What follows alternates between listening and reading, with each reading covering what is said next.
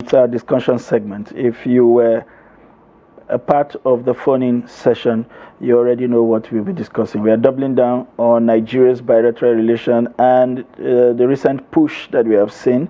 Bilateral relations are a key component of Nigeria's foreign policy strategy, shaping the country's engagement with other nations to promote political, economic, and social interest. Over the years, Nigeria has established diplomatic ties with numerous countries, focusing on mutual benefits and regional stability. President Bola Tinubu's recent official visit to France, South Africa, and even Brazil is to underscore Nigeria's strategic effort to enhance bilateral relations and foster economic growth. We therefore have in the studio Ambassador Haruna Wurkani, a face that most of you, I'm sure, are very familiar with, formerly of the Ecowas Commission and Deputy Chair of Nigeria UN Social and Economic Council. Security and International Affairs expert. Ambassador Wurkani is one that you can describe in so many colorful words, one of Nigeria's finest minds. It's a pleasure to have you join us in the studio, sir. Thank you, viewers. Thank you. Good morning. When we were thinking out this topic, I couldn't think of a better person that could help us, especially understand the importance of this, understand within the context of the fact that it's not like most Nigerians don't understand the benefits of bilateral relations. It's just that I think we have used that word loosely recently, as given the fact that we've had presidents who appears to be on a contest to beat the record of the previous president on international travels. And when we try to reduce whatever they tell us as takeaways from these trips into tangibles, we rarely can find them. Sometimes we are excited about the optics, but it just doesn't translate. We see all kinds of things. And so Nigerians, especially during the phone-in section, are beginning to wonder whether there is even any economic or political gains in even embarking on some of these trips. Perhaps you would help us understand why this is important, especially for a country our size and position. Thank you, viewers, and Uncle, thank you to have me again. Well, the bilateral relationships that normally exist between nations is expected to be like an expression of intent to collaborate on certain things for the mutual growth and expansion of the economies and well-being of citizens of these countries. Normally, nations desire such bilateral relationships because there may be some peculiarities between country A and B. Otherwise, it would have been a multilateral relationship, but it is reduced to bilateral. Bilateral, such that the two countries must have something they share in common. That's number one. And then two, there must be some other reasons why you believe this can be my better friend than the other friends I have in the Committee of Nations. I think that defines the basis for all this. Now, for Nigeria, we used to be a darling of most countries around the world because of what we were, a pedigree of importance, having cut our teeth in the United Nations by being in the forefront of the struggle for independence of most African countries. We therefore unofficially represented a lot of the African countries when they were struggling to get independence. That gave us a kind of cleavage that there was hardly nations in African continent that would have done without Nigeria, because one day you might need us. That was the position. And so Nigeria had cultivated that kind of Big brother. International standing.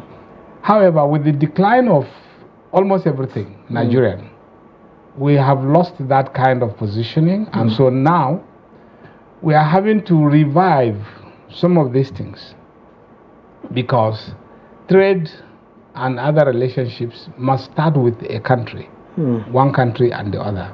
Therefore, you could see Nigerian leaders scrambling to establish this relationship and this relationship with different countries, to enable us foster maybe closer understanding and what have you.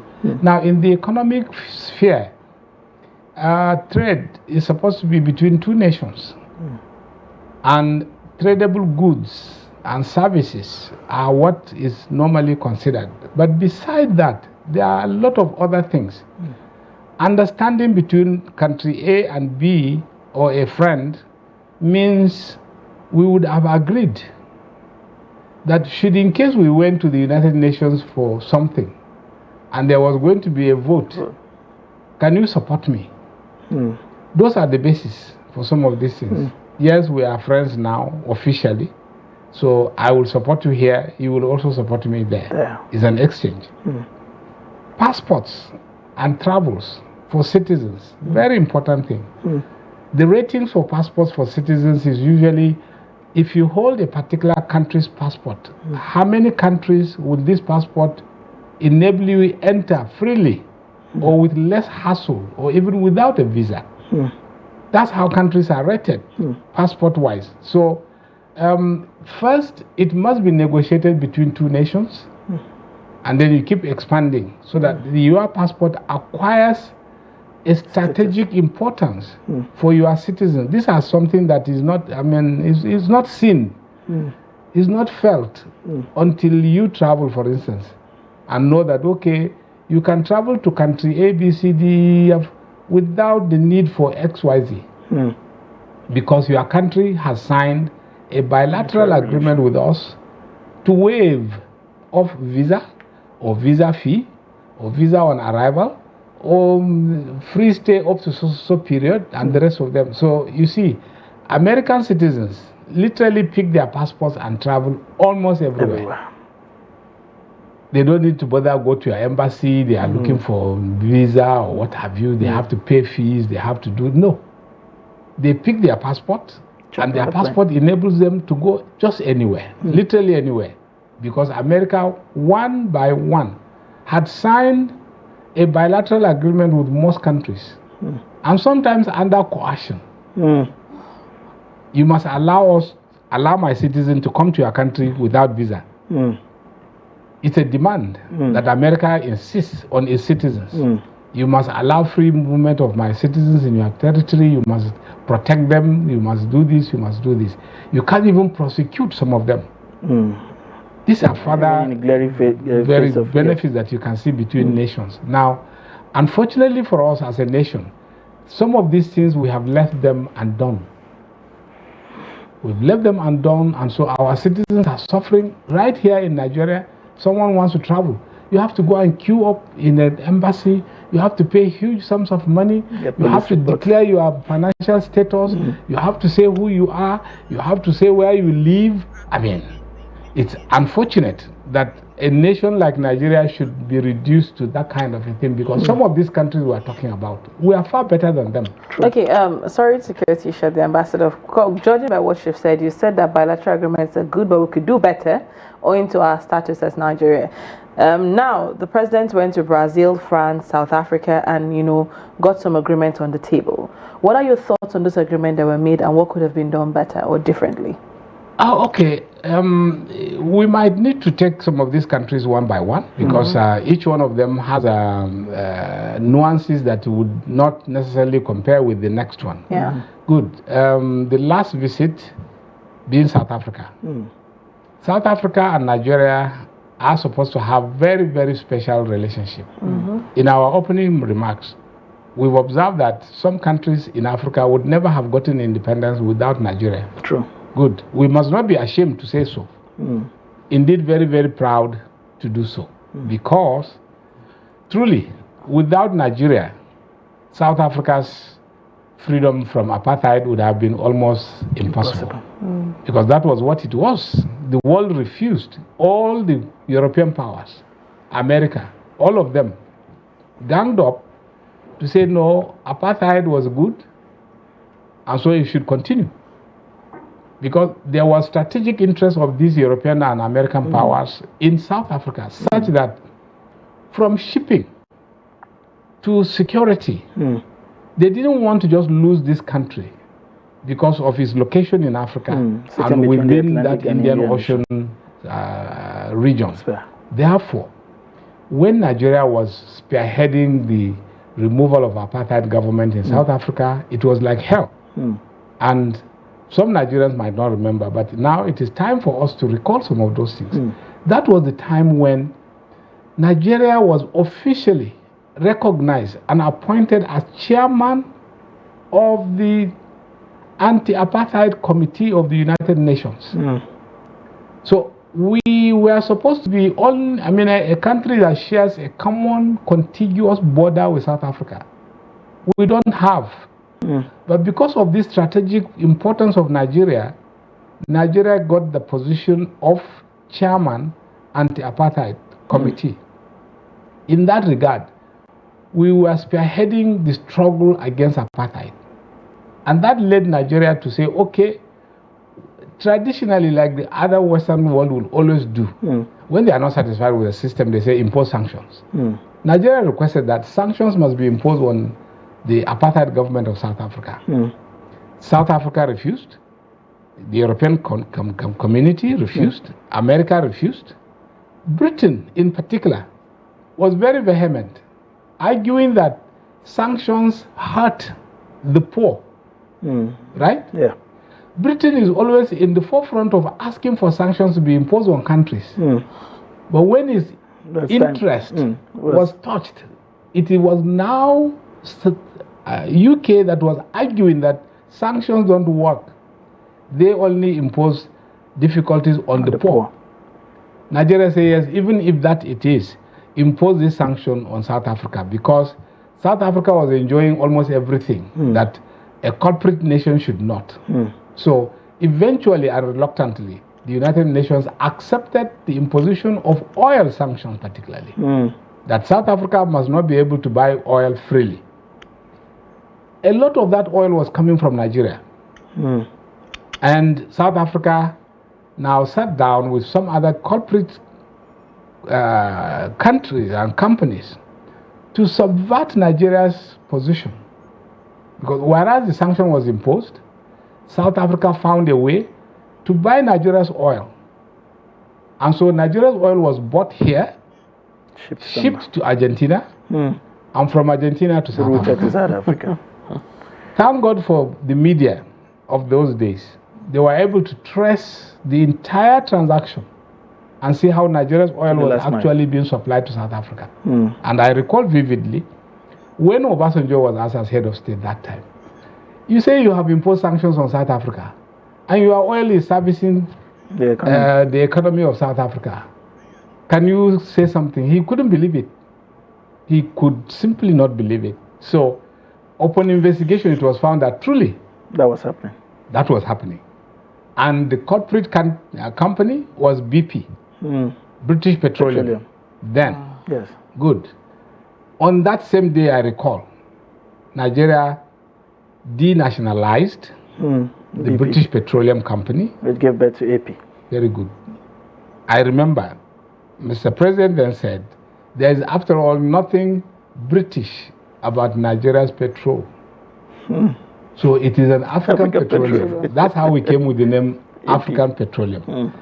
The bank that was assisting in this transaction, Barclays Bank, also British, was also nationalized. Name changed and everything. And I recall very vividly, the Queen intervened to plead with Nigeria, to please soften on this, and said no. BP must leave Nigeria, that's number one. Barclays Bank must leave Nigeria, because it was a slap. True. Good.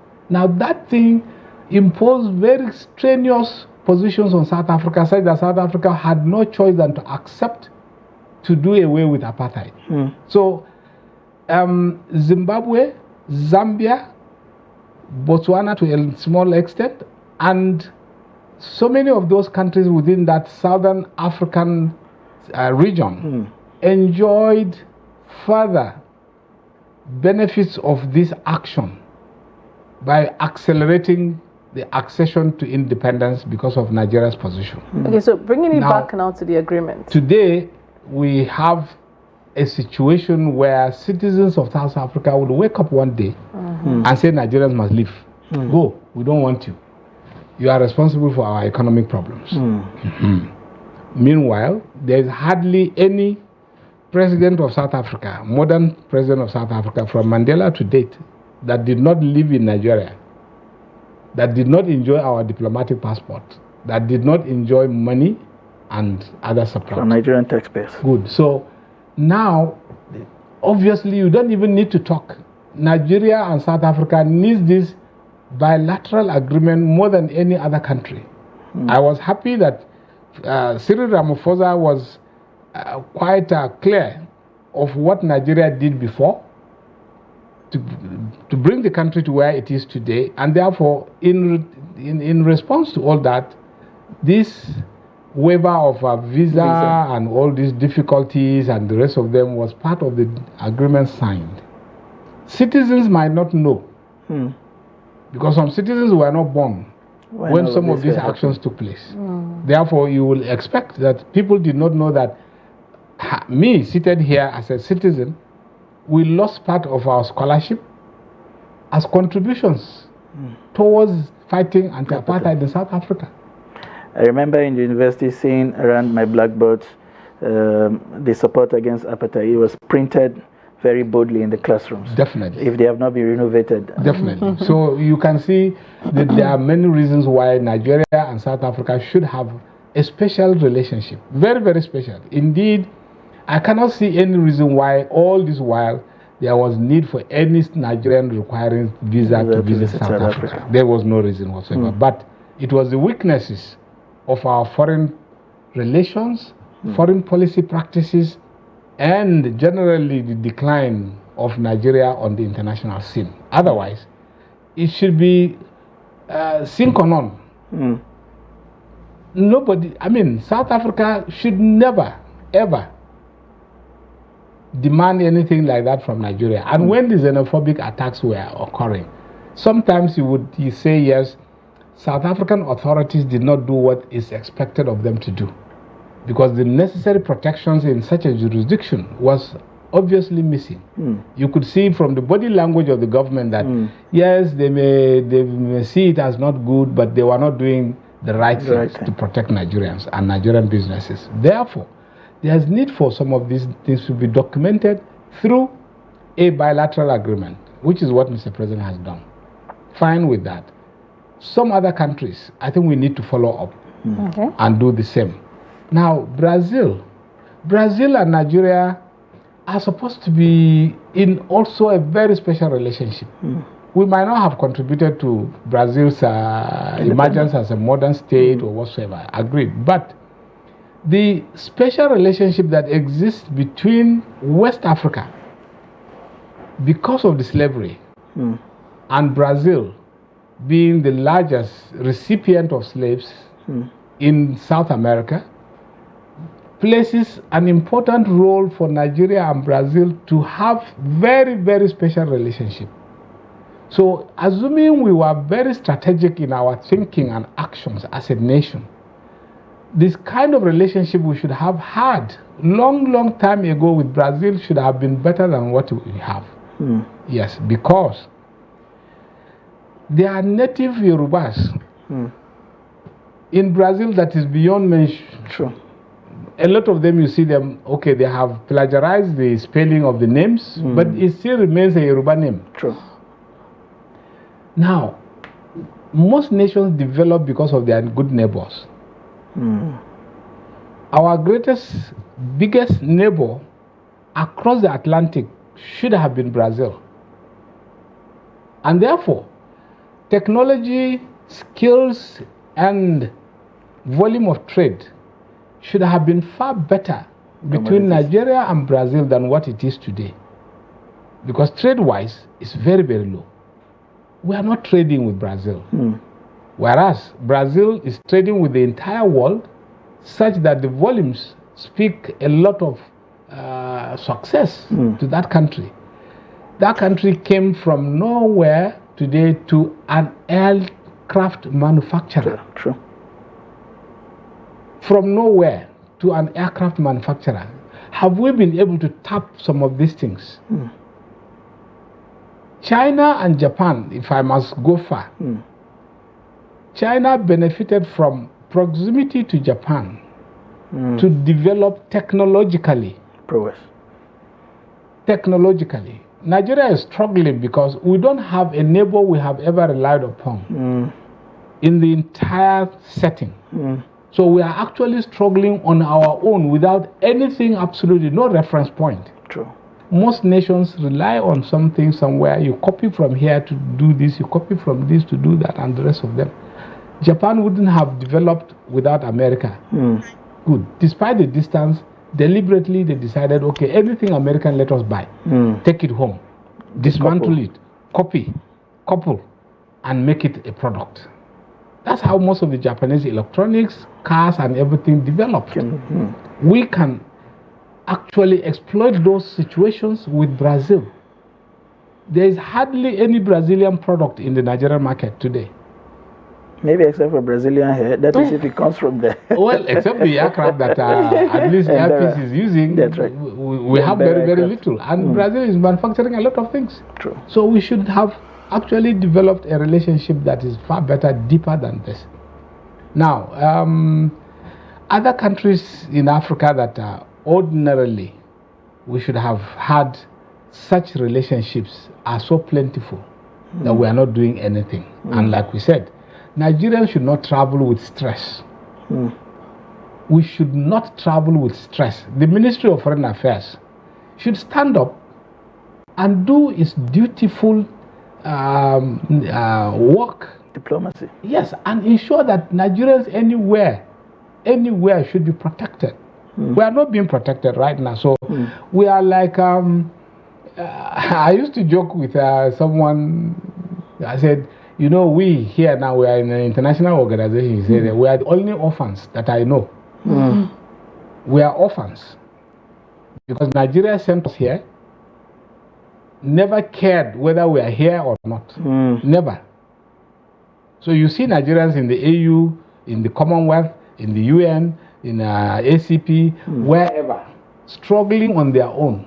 Any Nigerian that has achieved something in the international scene did so on his or her own accord. Nigeria is not there.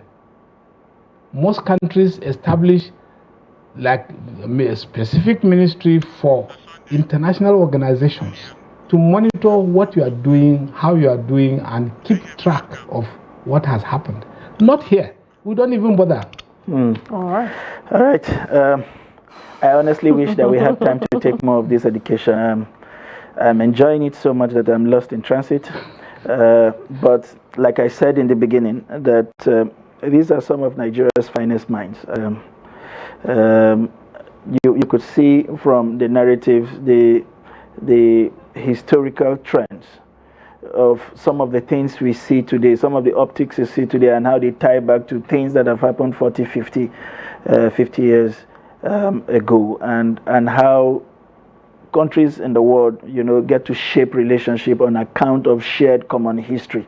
And that's the biggest lessons that we have learned this morning. I want to thank you most sincerely for always finding time to show up in the studio and provide us with this education and enlightenment to shape even the kind of perspective we get when we react to some of these travels and some of the things that come up from them. We've been talking with Ambassador Haruna Warkani, formerly of the Ecowas Commission and Deputy Chair of Nigeria UN Social and Economic Council. Once again, thank you very much for coming. Thank you so much for having me. Thank you, viewers.